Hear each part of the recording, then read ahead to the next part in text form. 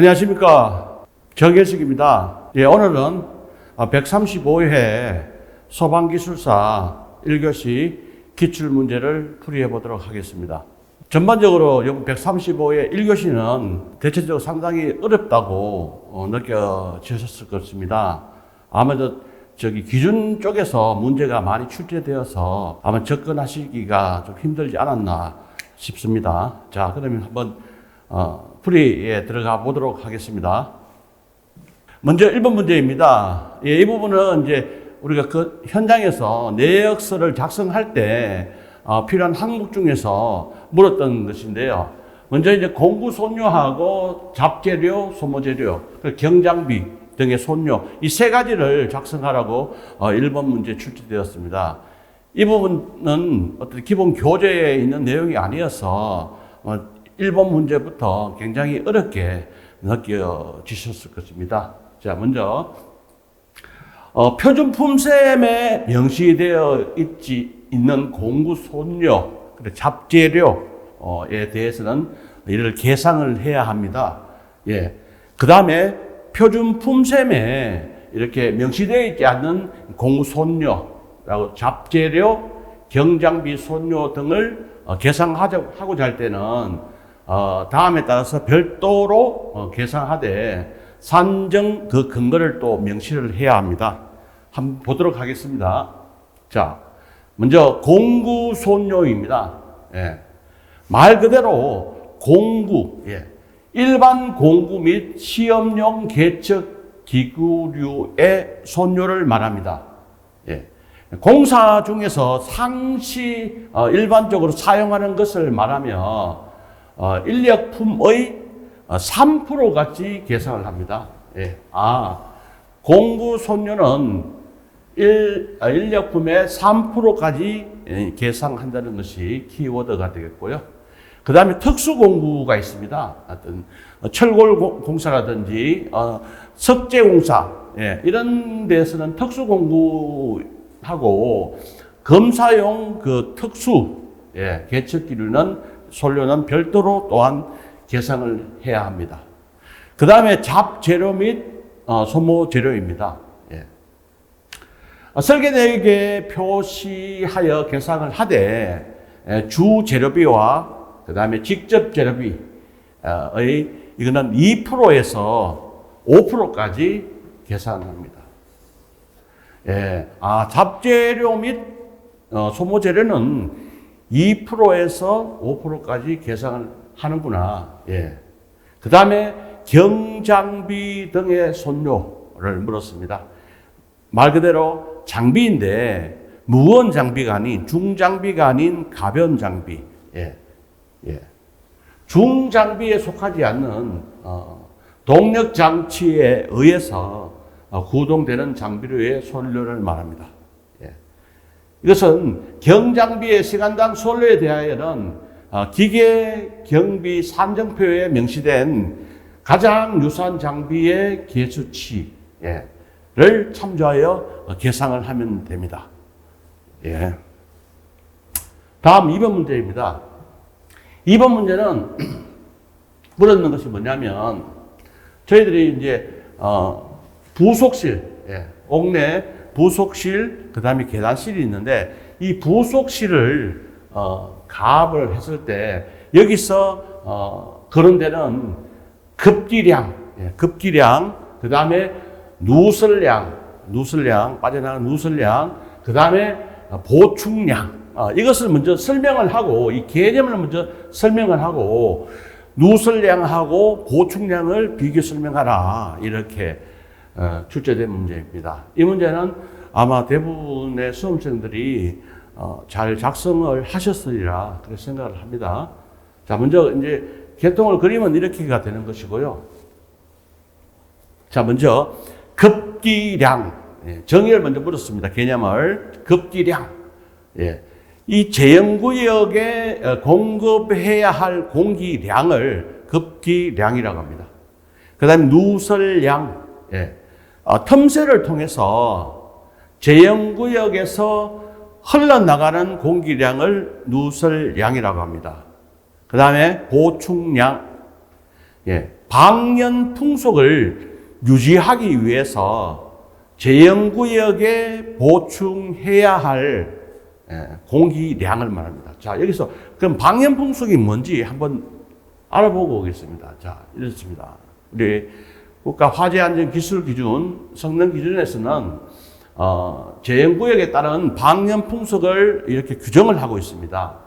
계단실 및 부속실을 동시 재현, 그리고 계단실을 단독 재현을 했을 때는 방연 풍속이 초당 0.5m 이상이 나와야 되며, 그 다음에 부속실 단독 재현일 때 두 가지 나눠지는데, 만약 면하는 옥내가 거실일 때는 0.7m/s 이상, 그 다음에 면하는 옥내가 방화 구조인 복도인 경우에는 0.5m/s 이상을 요구를 하고 있습니다.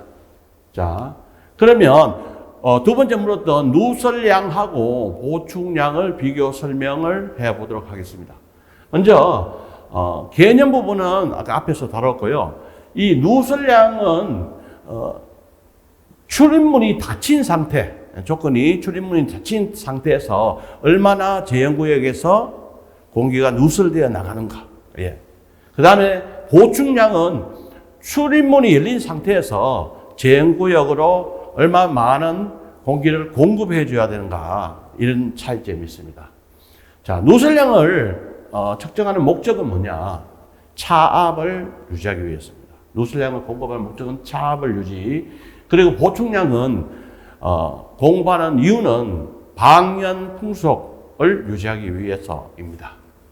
자, 계산식을 한번 보게 되면 이렇습니다. 누설량은 Q는 0.83 A 곱하기 P의 N 승분의 1, 그 다음에 N은 청수입니다. 청수, 부속실인 청수, 그 다음에 곱하기 여유율 1.25%를 주게 되고, 그 다음에 보충량은 Q-Q0 또는 K 0.6분의 S 곱하기 V에다가 -Q0입니다. 자, 여기서 Q는 보충량을 말하며 Q-는 연기 유입 방지를 위한 방연 풍량이 되겠고요. Q0는 거실로 유입되는 풍량, 그 다음에 여기서 S는 제형구역과 옥내 사이 출입문의 면적을 말하며, V는 방연 풍속이 되겠습니다. 여기서 이제 K값이 나오는데, 이 K값은 동시를 개방한 층에 대한 개수인데, 20층 이하에는 K값은 1, 그리고 20층 초과일 때는 K값 2를 현재는 이렇게 적용하고 있습니다.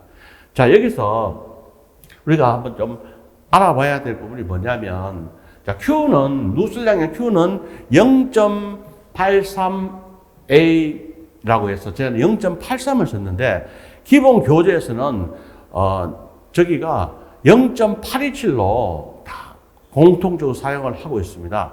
자, 그 부분에 대해서 제가 이게 정리를 한번 해봤는데, 풍량 계산식의 그 유랑계수의 0.827하고 0.83에 대한 그 연적을 한번 고찰해 보면 이렇습니다.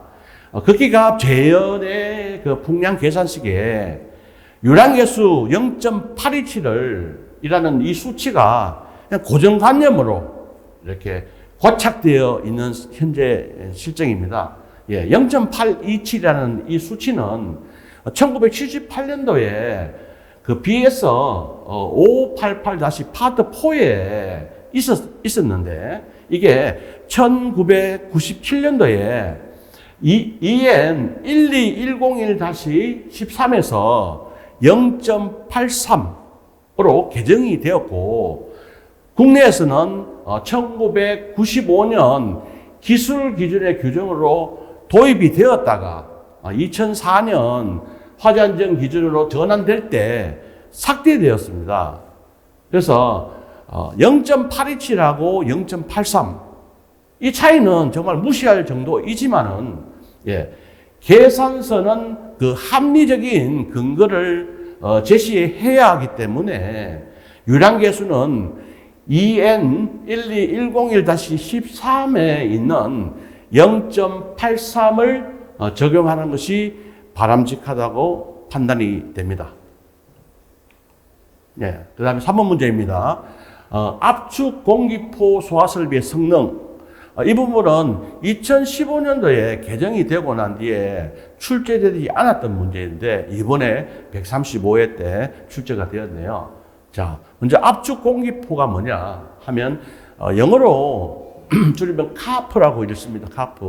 이거는 Compressed Air Foam System이라고 해서 이 그림과 같이 이 포수용액에 압축 가학 공기를 이렇게 유입을 시켜서 혼합을 합니다. 그러면 포수용액하고 압축 공기가 이렇게 혼합기에서 혼합이 되겠죠. 혼합이 된 그 포수용액을 플렉시블 튜브를 통해서 그죠? 이송을 하면서 이렇게 노즐에 와서는 포가 방출될 수 있도록 하는 이런 시스템 설비인데요. 그래서 그걸 글로 표현하면 이렇습니다. 압축 공기 또는 압축 질소를 일정 비율로 포수용액에 강제로 주입하여 혼합하는 방식이 되겠습니다. 자, 여기서 물었던 것이 바로 이것입니다. 성능 기준. 자, 먼저 압축 공기포의 수원의 양은 최소 10분간 방사할 수 있는 수원량을 요구하고 있습니다. 예. 그리고 설계 방출 밀도는 일반 가연물하고 탄화수소류는 1.63 이상, 그리고 특수 가연물하고 알코올류, 케톤류는 2.3 이상을 요구하고 있습니다. 그 다음에 가압송수 장치는 양정은 0.4 메가파스칼 이상을 요구를 하고 있습니다. 예. 그 다음에 압축 공기포 헤드의 설계 압력에 따라 방출되는 표준 방사량을 방사할 수 있어야 합니다. 그 다음에 배관은 토너먼트 방식 및 덩그리 배관 구조로 설치를 해야 합니다. 예. 스프링클러 보조 설비로 설치하거나 또는 자동 급수 장치를 설치를 했을 때는 송수구가 면제되겠습니다. 자, 그 다음에 저장 탱크입니다. 하나의 방사 구역 안에 설치된 압축 공기포 헤더 동시를 방사했을 때 표준 방사형으로 10분간 방사할 수 있는 양 이상을 저장을 하는 탱크가 있어야 합니다. 그 다음에 포헤드입니다. 포헤드는 팽창비 20 이하인 이 저발포로서 압축 공기포 헤드를 적용을 해야 하며 천장 또는 반자에 설치를 해야 합니다. 그 다음 헤드당 방호 면적은 이렇습니다. 유리탱크 주위에는 바닥 면적 13.9제곱미터마다 한 개 이상의 포헤드를, 그리고 특수 가연물 저장소에는 바닥 면적 9.3제곱미터마다 한 개 이상의 포헤드를 요구를 하고 있습니다. 예. 그 다음에 내용도 좀 생소하게 느낄 수 있는 부분인데, 우리가 이제 화재가 나면 화재 감식을 하게 됩니다. 화재 감식을 하게 되는데, 화재 감식에서 발화부를 암시하는 화재 패턴 중에서 엘리게이터링 현상이 무엇이냐, 그것을 물었고, 그 다음에 탄화 심도를 물었습니다. 이 두 가지를 물었었는데, 엘리게이터링 현상을 잘 몰랐을 수 있겠습니다. 엘리게이터라는 것은 말 그대로 악어지 않습니까? 여기서 악어의 등껍질과 같이 이렇게 그릇과 비슷하다고 해서 엘리게이터링 현상이라고 하는데, 이게 다른 말로 하면 목재의 균열현입니다. 자, 이 개념을 보면 엘리게이터링 현상은 목재는 온도 상승에 따라서 가연성 가스, 그리고 수증기, 그리고 연기 등으로 분해되고 대부분 탄소로 남게 됩니다. 예. 이때 목재가 갈라지고 그리고 생기는 고래 형태가 악어의 등 모습과 비슷하다고 해서 엘리게이터링 현상이라고 합니다. 자, 그 다음에 이게 그 탄화되는 화재의 화원의 온도에 따라서 이렇게 세 가지로 구분할 수 있는데 약 한 700에서 800도일 때는 완소흔이라고 이렇게 부르고요. 그 다음에 약 한 900도씨 정도 했을 때는 강소흔. 그 다음에 약 1100도씨일 때는 열소흔이라고 이렇게 부르고 있습니다. 자, 그 다음에 이제 탄화 심도 측정 방법을 질문을 했습니다. 탄화 심도. 심도 얼마나 깊었냐, 깊음의 정도. 탄화되어서, 그죠? 목재가 탄화되어서, 얼마나 더 깊게 이제 탔느냐, 이 부분이죠. 그래서 그걸 우리나라 말로 하면, 개념을 보면 목재의 탄화된 깊이입니다.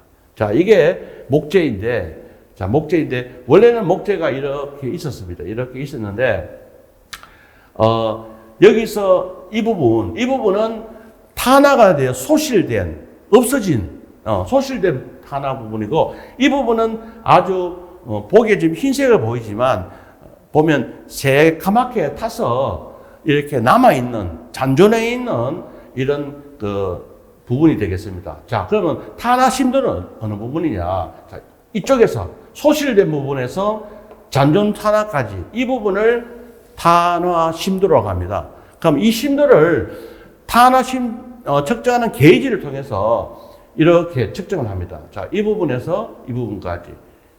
여기서 이 수치를 잃는 겁니다. 여기서 수회, 여기도 측정하고, 여기도 측정하고, 여기도 측정하고. 네. 해서 이 평균값을 내서, 탄화 심도는 얼마라는 걸 측정을 하게 됩니다. 그걸 말로 풀면, 탄화된 요철 부위 중에서 어느 부위요? 철 부위를 택하여 측정한다. 이 말은 이제 이 부분, 이렇게 올라간 부분, 이 철 부분을 측정한다. 여기도 측정하고, 여기도 측정하고, 여기도 측정하고, 이렇게 측정을 해서 그 부분의 그 깊이를 이제 측정하는데 평균값을 측정해서 이렇게 심도를 측정하는 방법이 되겠습니다. 자, 그 다음에, NFPA 13에서 규정된 Residential Sprinkler. 영어로 표현을 하니까 잘 이렇게 모르실 수 있는데, 주거용 스프링클러 설비를 물은 겁니다. 자, 이 부분에 대해서 먼저 이거를 왜 개발을 했느냐, 그 다음에, 특성은 어떠냐, 이걸 물을 겁니다. 자, 주거용 스프링클러 설비를, 그죠? NFPA에서 이렇게 만든 이유는 뭐냐면 화재가 발생하면 화재실 내에 있는 거주자의 생존율을 높이기 위해서 피난 가능 시간을 연장시켜주는 스프링클러 설비를 주거용 스프링클러 설비라고 합니다. 예, 이걸 왜 개발했느냐? 예, 화재실에 플래시오버를 지연시켜서 피난 시간을 연장을 하자는 거죠. 자. 세로축은 열방출력 Q도트, 이거는 시간일 때 알파-T의 자성으로 성장을 한다는 것이죠. 화재가 발생. 이 부분에서 발화가 일어납니다. 이그니션. 발화가 일어나면 화재는 알파-T의 자성으로 성장을 하게 되는데 이렇게 성장해 난 것을 이렇게 지연시키는 그 목적을 가진 게 주거용 스프링클러 설비라고 하겠습니다. 예. 이거는 주거용 스프링클러 설비는 화재를 제어하는 스프링클러 설비입니다. 자, 이 부분에 대해서 특성을 보면 우수한 냉각 특성, 그 다음에 균일한 살수 밀도, 그 다음에 습식 설비에만 적용한다.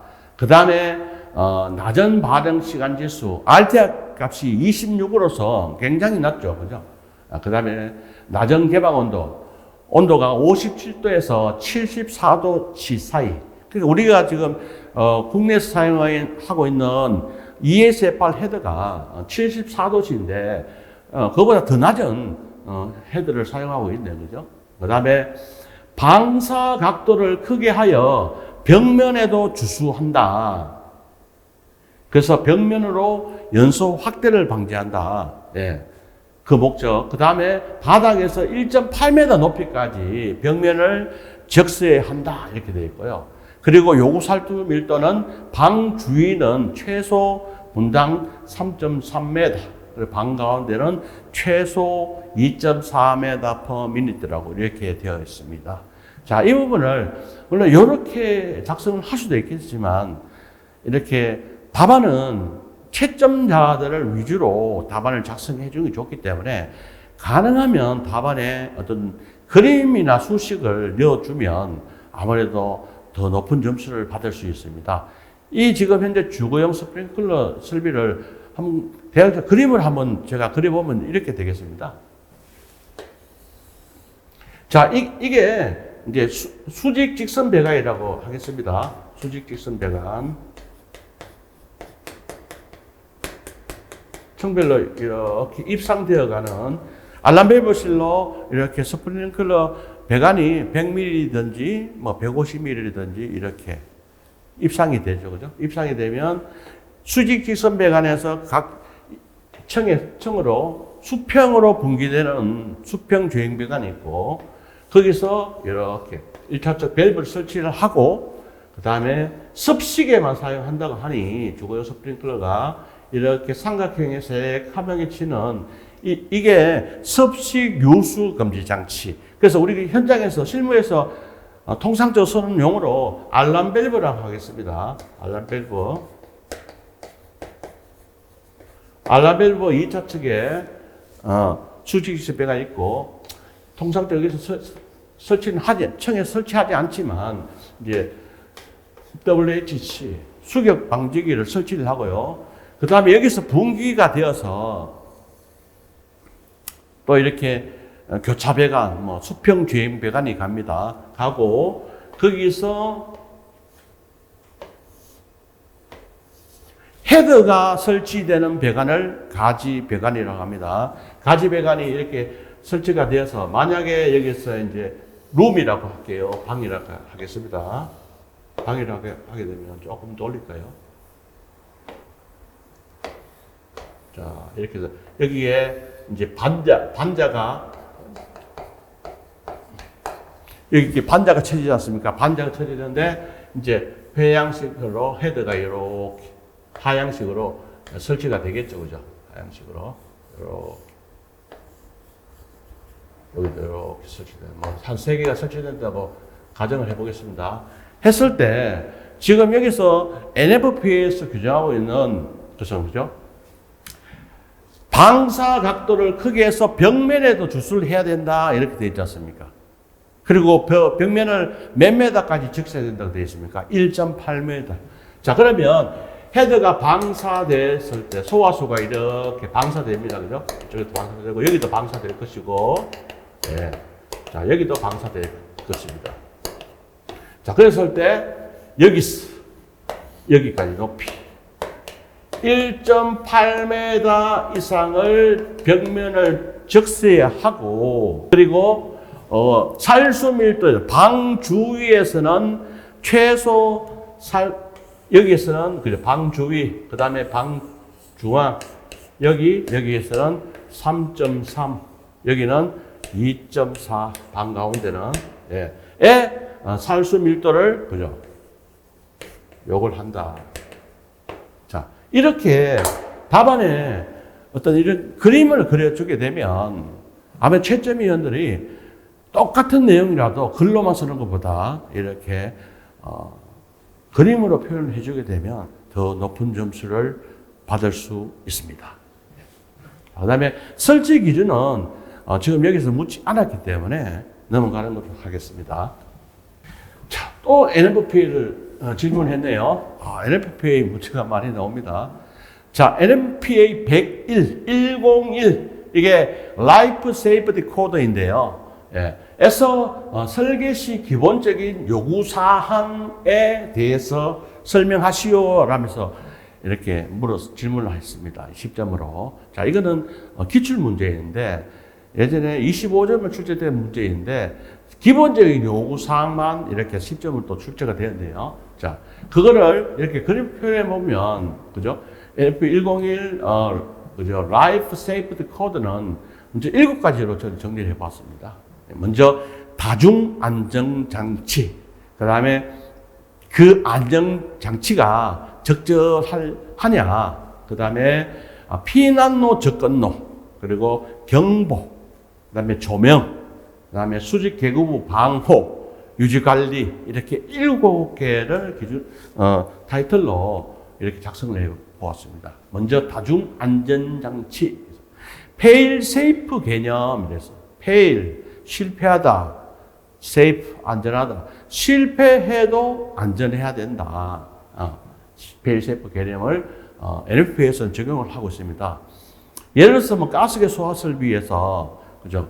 뭐 리저버 시스템이라든지 이런 것들이 페일 세이프 개념이 되겠죠. 어떤 메인에 약재 저장량이 있다가 화재를 났을 때 약재 저장이 그 방호구역에 이렇게 방사를 시켰는데 소화가 되지 않으면 똑같은 시스템을 리저버 시스템이 또 방사를 해서 화재를 진압하는 그런 부분이 바로 페일 세이프 개념이 되겠습니다. 그 다음에 안전장치의 적절성. 용도의 특성에 따라서 취침을 하고 있느냐, 건물의 구조를 숙지하고 있느냐, 그 여부. 그 다음에 거기에 있는 제실자, 뭐 점유자, 이런 것들의 피난 능력이 어떤가. 젊은 사람이 많으냐, 노유자가 많으냐, 네, 이런 그 피난 능력. 그 다음에 만약에 위험에 노출되는 그 사람의 수가 얼마 정도 되느냐. 그리고 화재가 발생했을 때 이용 가능한 소방시설이 어떤 것이 있느냐. 그리고 이 건물 또는 어떤 그 구조물의 높이와 형태가 어떻게 생기느냐. 따라서 거기에 따라서 안전장치가 적절한지 여부를 판단하게 되고 있고요. 그 다음에 피난로 접근로, 점유자가 화재에 노출되는 경로이므로 길이는 무조건 최소화해야 될 것이며, 폭은 최대로, 피난 용량은 최대로 크게 하는 것이 좋겠죠. 그 다음에 피난로의 수, 피난로 수는 많으면 많을수록 좋겠지만, 그죠? 무한정 많게는 설계를 할 수가 없지 않습니까? 그래서 최소한 2개의 피난로는 요구를 하고 있다는 것이죠. 그 다음에 2개 이상의 피난로는 동시에 사용할 수 없는 가능성이 최소화되도록 배치를 하고, 그 다음에 데드엔드, 막다른 구간이라든지 커먼 패스, 공용형 통로, 이런 것들을 최소화하자는 것이죠.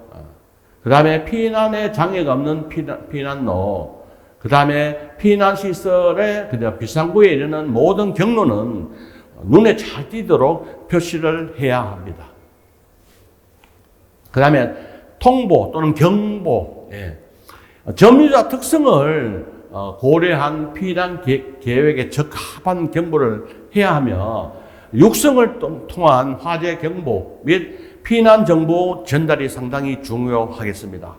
그 다음 적절한 경보는 피난 지연 시간을 단축을 시킬 수가 있습니다.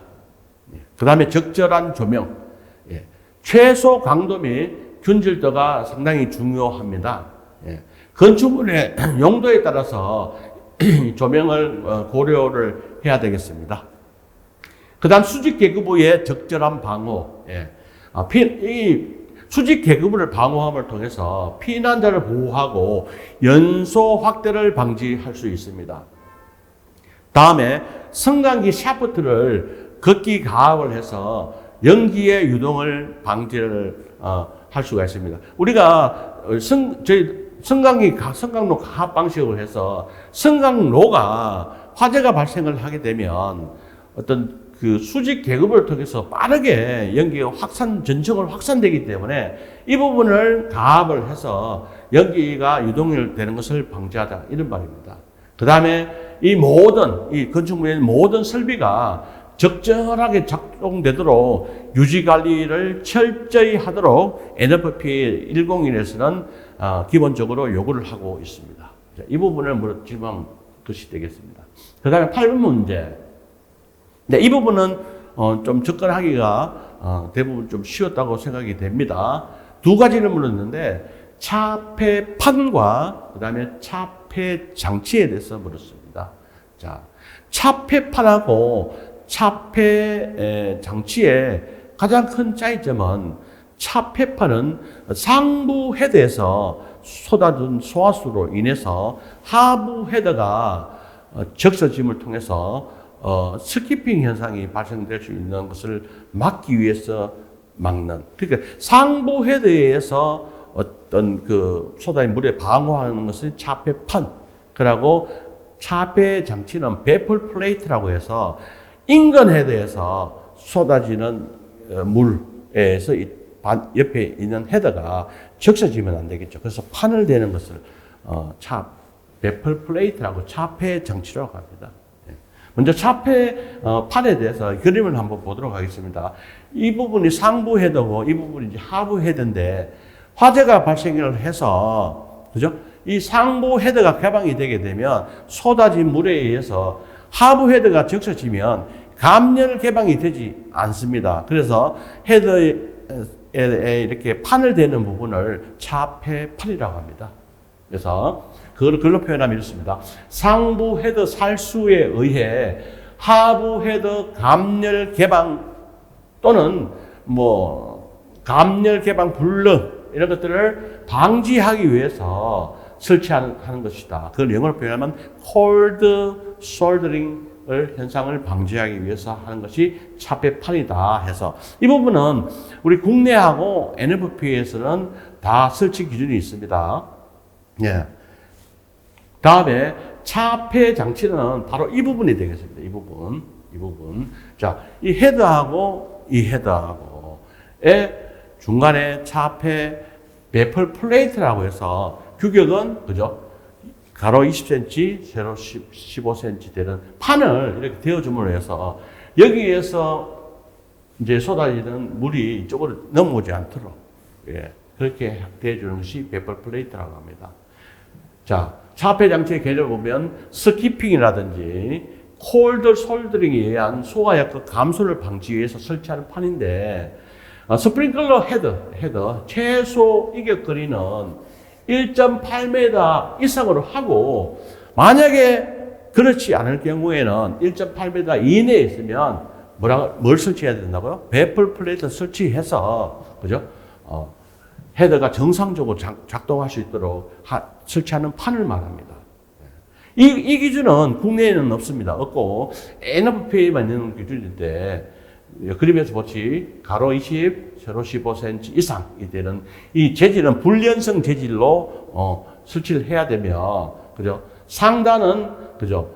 요 상단은 판의 상단은 상향식 헤더, 요 상향식 헤더의 요 디플렉터보다 2에서 3인치 정도 더 높게 설치하도록 요구를 하고 있습니다. 그 하단은 하향식 헤더의 디플렉터보다 낮게 설치를 해야 되고요. 자, 이 부분을 서로 차이점을 비교해 보면 차폐판은 그죠? 상부 헤더 방출수가 감열 개방을 하는 지연 요소가 상부 헤더 방출수.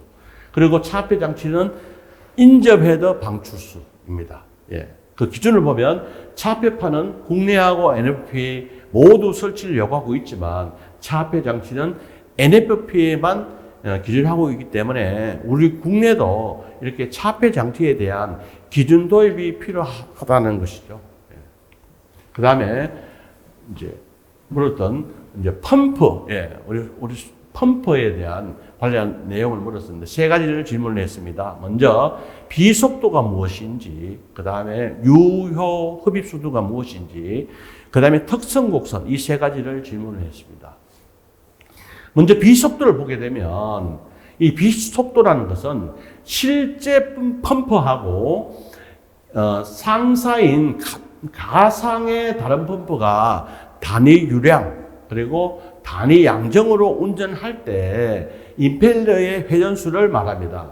공식으로 보면 비속도 NS는 그죠? H 양정의 4분의 3승분에 그 다음에 회전수 N에다가 토출 유량을 루트 Q로 했는 것이 비속도 공식이 되었습니다. 자, 우리가 사용하는 소화 펌프는 비속도가 커야 될까요? 작아야 될까요? 소화 펌프는 비속도가 작은 펌프를 사용해야 합니다. 그 펌프가 뭐냐면 볼리트 펌프라든지 터빈 펌프를 실무에서는 사용을 하고 있습니다. 예. 그래서 소화 펌프는 비속도가 작은 펌프를 사용해야 하는구나. 이것을 숙지를 하셔야 되겠고요. 만약에 비속도가 크게 되면 우리가 요구하는 펌프 성능 곡선이 이 부분이 이제 양정 H고 이 부분이 유량 Q인데 이게 우하향 곡선을 그리는 이런 성능 곡선을 가지게 되는데 이 성능 곡선이 비속도가 크면 상당히 가팔라지더라는 거죠. 이렇게. 그렇게 되면 유량은 큰데, 그죠? 양정이 작아지는 이런 것은 소화 펌프에 사용하기가 적합하지 않다는 거죠. 만약에 비속도가 작게 되면 HQ 곡선은 이렇게 완만하고 유량은 작은데, 그죠? 양정은 높은, 그죠? 그런 펌프가 되겠습니다. 아까 비속도가 작을 때는 유량은 많은데 양정은 적은 특성의 펌프고 비속도가 이제 크면 그렇고 작으면 소유량 고양정 특성 펌프를 가지게 됩니다. 자. 그 다음에 유료 흡입수도, MPSH-AV라고 하는데 유료 흡입수도는 이 펌프의 설치 조건에 따라서 이제 결정이 되게 됩니다. 펌프 이제 흡입척의 수도를 말합니다.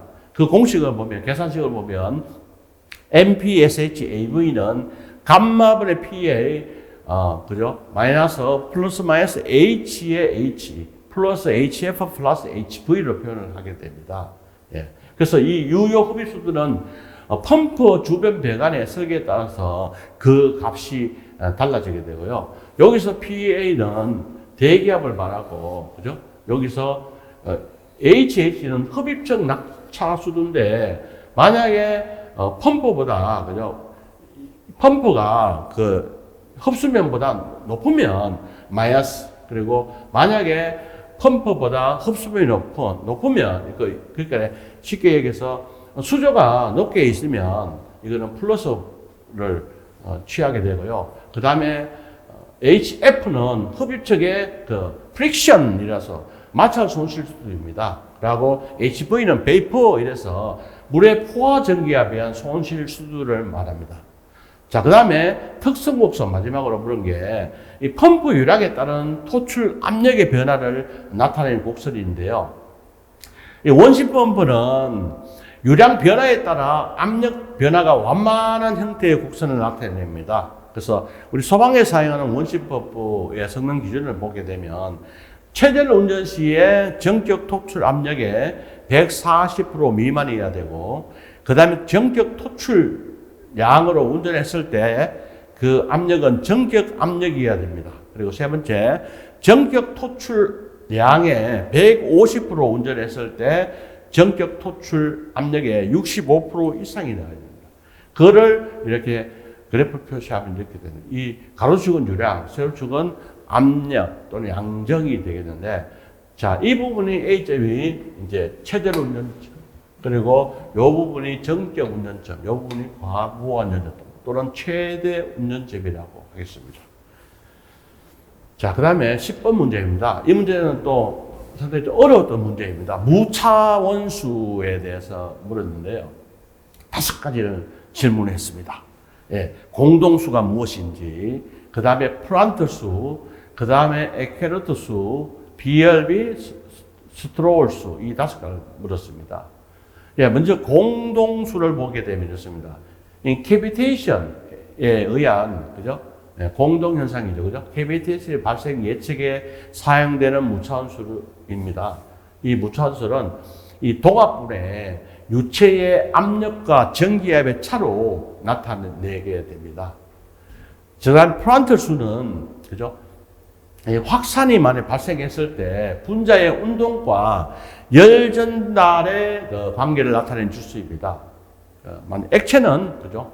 운동에 의한 열 확산이 크고 고체는 열 전달에 의한 확산이 크다는 것을 나타냅니다. 그걸 표현하게 되면 열 전달에 의한 분자 확산율 분의 운동에 의한 분자 확산율로 이렇게 표현을 할 수가 있습니다.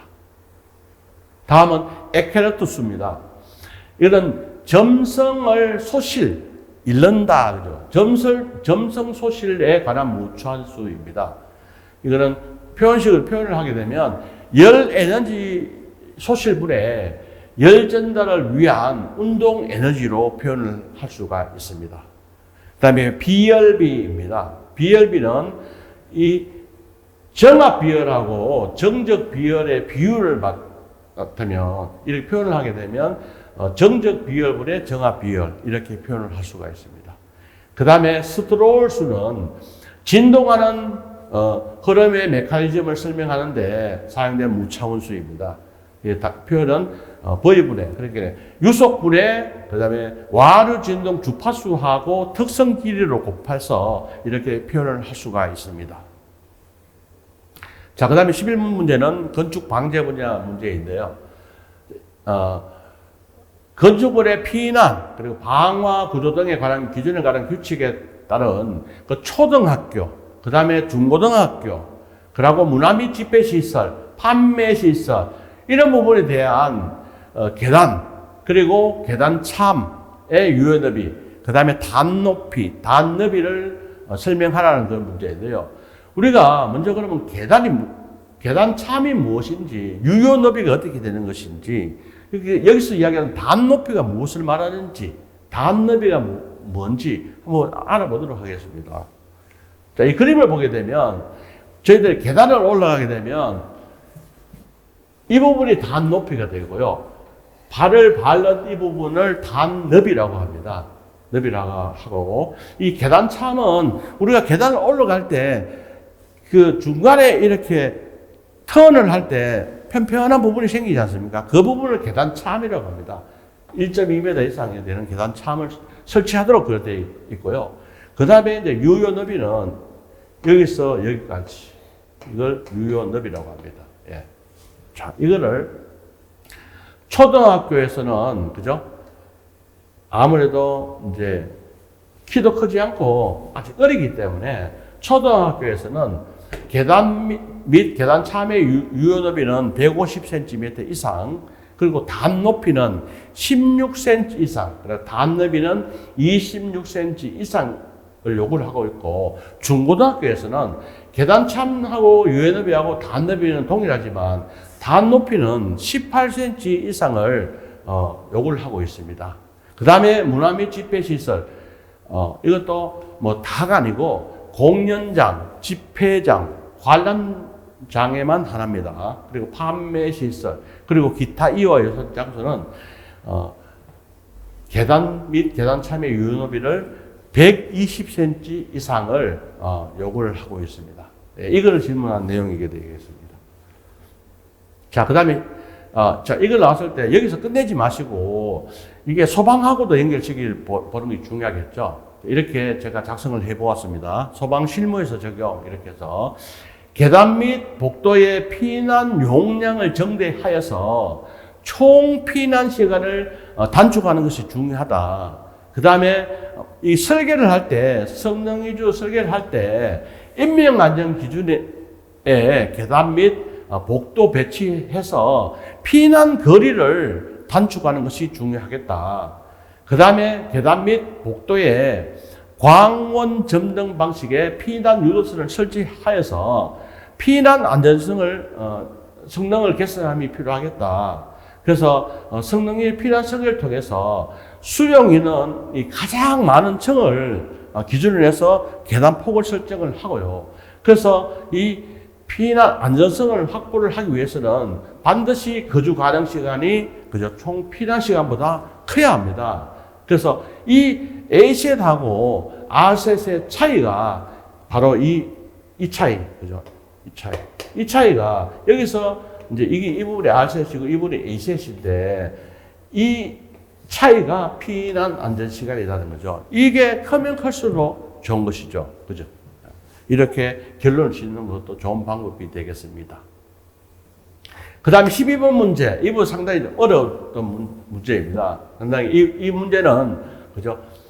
형식 승인 및 제품 검사 기술 기준에 있는 내용입니다. 그래서 작성하기가 힘들어서 어려웠던 문제일 것 같습니다. 그래서 여기서 물었던 건 두 가지를 물었는데, 먼저 국가화재안전기술 기준의 자동화재 탐지 설비의 중계기 설치 기준을 하나 물었고, 그 다음에 발생기의 형식 승인 및 제품 검사 기술 기준에서 발생기의 주위 온도 시험은 어떻게 하는지, 그리고 반복 시험은 어떻게 하는지, 이 부분을 물었다는 겁니다. 자, 먼저 이 발생기는 우리가 성능 제품이 있고 형식 승인 제품이 있는데, 발생기는 형식 승인 제품이기 때문에, 승인 대상이기 때문에 형식 승인 및 제품 검사 기술 기준이 있습니다. 예, 거기에 있던 내용을 물은 것입니다. 먼저 중계기 설치 기준을 보게 되면, 수신기에서 직접 감지기 회로에 도통 시험을 하지 않는 것에 있어서는 수신기와 감지기 사이에 설치하도록 규정하고 있고, 그 다음에 조작 및 점검에 편리하고 화재 및 침수 등의 재해로 인한 피해 우려가 없는 장소에 설치를 하도록 되어 있습니다. 그 다음에 수신기에 따라서 감시되지 않는 배선을 통해 전력을 공급받게 되면 전원 입력 측에 과전류 차단기를 설치, 그리고 만약에 정전이 됐을 때 즉시 수신기에 표시되고 상용, 그리고 예비 전원 시험을 할 수 있도록 국가화재안전기술 기준에서 규정을 하고 있습니다.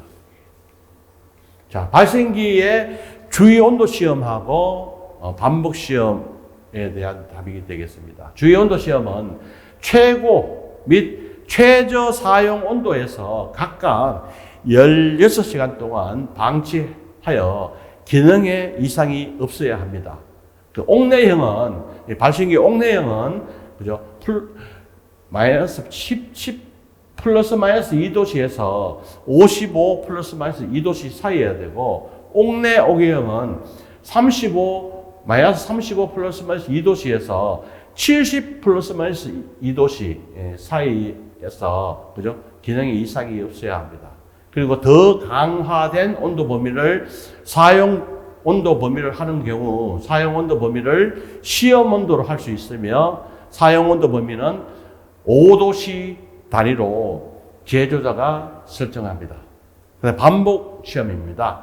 전격 전압에서 전격 전류를 흘려가지고 5,000회의 작동 반복 시험 시에 그 구조 기능에 이상이 없어야 합니다. 자, 13번 문제입니다. 여기서는 이제 비상문 자동 개폐 장치의 성능 인정 및 제품 검사 기술 기준입니다. 그래서 비상문 자동 개폐 장치는 성능 인정 대상 소방용품이구나. 그것을 알 수가 있죠. 그죠? 그거에 비상문 자동 개폐 장치의 작동 시험 방법 하나 물었고, 그 다음에 정전 후에 개폐부 개방 시험 방법 두 가지, 그 다음에 보수장치 기준, 이거 세 가지를 질문을 했습니다. 이것도 제품 검사 기술 기준에 있기 때문에 상당히 접근하기가 어려웠던 문제로 판단이 됩니다. 먼저 비상문 자동 개폐 장치가 뭐냐 하면, 비상문에 설치하는 개폐 장치, 전기 도어락이라든지 전자 도어락이라든지로서 외부 신호, 그러니까 자동화재 탐지 설비의 화재 신호 또는 수동 조작 신호에 의해서 자동적으로 개방시키는 장치입니다. 우리가 이제 공동주택에 보면 옥상에 가게 되면 비상문에 자동 개폐 장치가 설치되어 있습니다. 그 화재 시그널을 받게 되면 자동적으로 해정이 되어야 합니다. 자, 작동 시험입니다. 이 작동 시험은 5초 이내에 개폐부가 개방이 되고, 복귀 신호나 인위적인 조작 없이는 개방 상태를 유지를 해야 하고, 개방된 경우에는 개방 상태를 확인이 가능해야 합니다. 시험 방법을 보게 되면 제어함과 수신기 출력부를 연결하고 제어함에 주 전원을 공급을 해야 합니다. 두 번째, 수신기의 화재 신호 및 자동 개폐 장치 비상 장치로 작동시켜야 합니다. 세 번째, 수신기에서 제어함으로 송신하는 화재 신호 전압은 DC 24V 및와 맹류 24V 각각 사용을 해야 하며 수신기의 화재 신호가 무전압 신호로 작동했을 때 무전압 접점 신호를 송신하는 수신기를 사용해야 합니다. 네 번째, 자동 개폐 장치가 화재 신호를 수신하거나 또는 비상 장치를 조작한 후부터 개폐부가 개방될 때까지 시간을 초 단위까지 측정을 해야 합니다. 다섯 번째, 5초 후에 개폐부 개방 상태를 쉽게 확인할 수 있는지 관찰해야 합니다. 그래서 작동 시험은 굉장히 어렵죠. 그죠? 네. 그 다음에 정전 후에 개폐부 개방 시험은 어떻게 하느냐. 첫 번째, 자동 개폐 장치의 이 개폐부는 정전 후에 예비 전원 이 공급 전압, 그러니까 70에서 80% 범위에서 자동으로 개방되고 개방된 개폐부는 폐쇄되지 않아야 합니다. 예, 시험 방법을 보게 되면 개폐부가 폐쇄된 상태에서 주 전원을 제거하고 제어부 내의 예비 전원 연결부에 DC 전압계를 연결시켜서 전압을 측정합니다. 그 다음에 예비 전원이 공급 전압의 70에서 80% 범위에서 개폐부가 자동으로 개방되는지 확인을 해야 하며 개폐부가 개방된 상태에서 위에 3번의 개방 전압 이하로 전압을 공급을 하는 경우에 개폐부의 개방 상태 유지 여부를 확인을 해야 합니다. 마지막으로 부속 장치는 자동 개폐 장치의 기능에 유해한 영향을 미치는 부속 장치는 설치하지 않도록 규정을 하고 있습니다. 예, 135회 1교시 시험은 보시다시피 좀 상당히 어렵게 출제되었다고 판단을 할 수가 있습니다. 그러나 2교시하고 3교시, 4교시는 어느 정도 공부가 좀 되면 작성할 부분이 그래도 있었다고 생각이 됩니다. 자, 이것으로서 135회 소방기술사 1교시 시험 문제 풀이를 마치도록 하겠습니다. 감사합니다.